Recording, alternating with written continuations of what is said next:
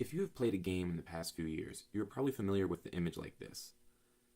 It's a brightness slider that allows the user to adjust the brightness of the game to match their display brightness. Developers do this because there's nothing more frustrating than not being able to see something in the game because the game is not bright enough. After all, games are a visual medium at their core.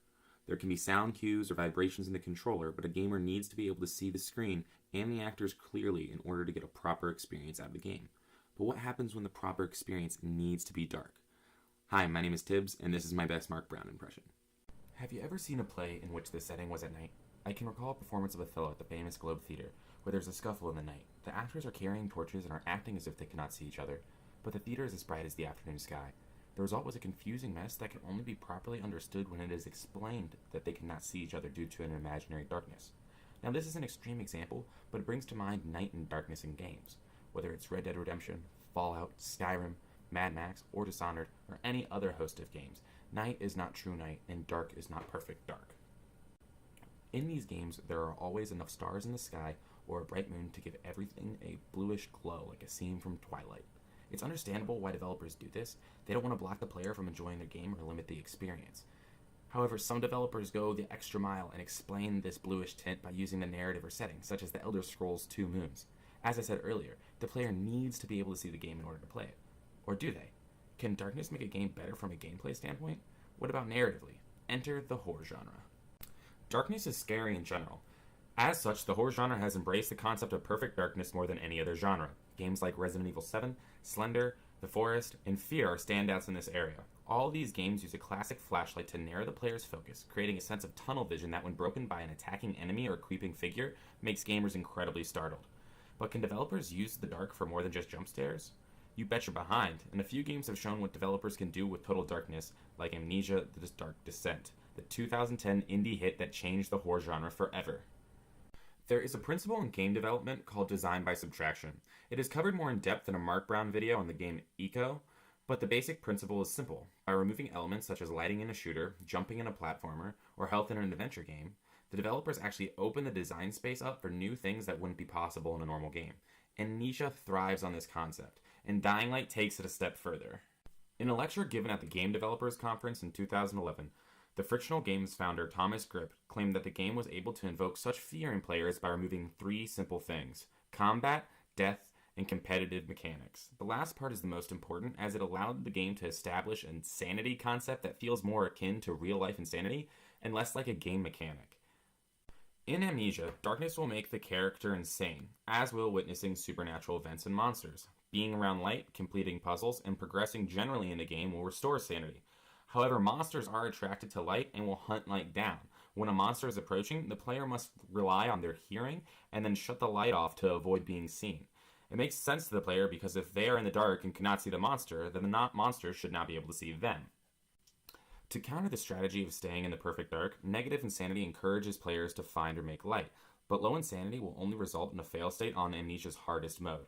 Otherwise, it minimally impacts the way the player plays outside of a few visual changes and a very rare movement speed reduction. The result is a perfect dark effect that is part of the experience. Rather than a gameplay mechanic the player needs to work up against.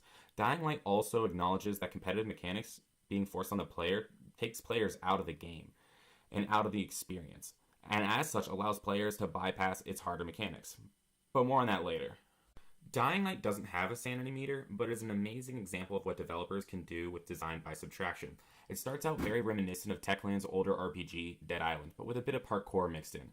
That is until Nightfall. Players will first be introduced to Nightfall during a quest. After finding an airdrop, the player meets the true horrors of Dying Light's world, the Volatile. They can move just as fast as the player, and they can climb just like the player. Not only that, but they deal an incredible amount of damage and can alert other Volatiles to the player when they find the player. One Volatile quickly becomes a pack that hunts the player across the rooftops of Haran. What's more, they can see in the dark, which is all-encompassing in the world of Dying Light. Once the sun sets, the player can exclusively see what is in the line of sight of their flashlight. They are a direct disadvantage to the Volatiles in almost every way. In a 2013 interview with GameBeat, when asked about the difference between day and night, Dying Light developer Blaze Kurakak, sorry if I mispronounced that, said you have access to the same abilities both during the day and at night. But during the day, you're more free to engage combat on your own terms. That's where you hold the advantage. But I think that's fair. Humans aren't nocturnal creatures, whereas the monsters created by this infection clearly are. That's reflected in the way the odds shift as night comes. It shows that the developer choice to subtract vision at night has not only changed the gameplay, but has influenced the game's narrative and vice versa. The narrative clearly establishes volatile weakness to UV light that gives players new options to fight against their superior foes. Flares, flashlights, and traps all allow the player to combat volatiles in unique ways that are different from the traditional combat. Players also get more experience for doing anything at night, which encourages the player to play at night. And not only that, but the developers incorporated a PvP DLC into the game, where one player can evade another player's game as a volatile and hunt down the human player. But only at night. During an interview with Seagate, when asked about the challenge of creating two distinct times of gameplay, Dying Light producer Adrian Szykowski stated, "An impact on what a task looks like and the diversity of threats in a quest in relation to the time of day was enormous. We had to create very transparent rules for night and day. Additionally, every single quest in the whole world depended on a greater system, one that doesn't restrict players by scripted actions but generates emergent gameplay situations on the fly. This view can be seen in the optionality of the night and day system. After that first quest at night, the player can simply sleep through the night in a safe zone and turn off invasions in the online menu, or they can choose to play through the entire story at night and maximize experience points. The power is with the player, and the game will react accordingly, generating different experiences for every player while also being completely immersive within the narrative and world." Compare this to Red Barrel's 2013 survival horror hit Outlast, which I admittedly didn't like. The game has you use a camcorder's night vision mode to see in the dark, but the player is forced into using it. It's a competitive mechanic because if you run out of battery for your camcorder, there will be sections of the game you cannot complete unless you look up where to go, forcing you to go back to an older save.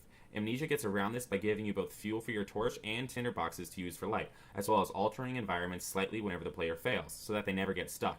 Dying Light takes after Amnesia by allowing you to skip nighttime entirely. Other games can learn from Dying Light's use of Perfect Dark, design by subtraction, and mechanic optionality, particularly any game based in stealth.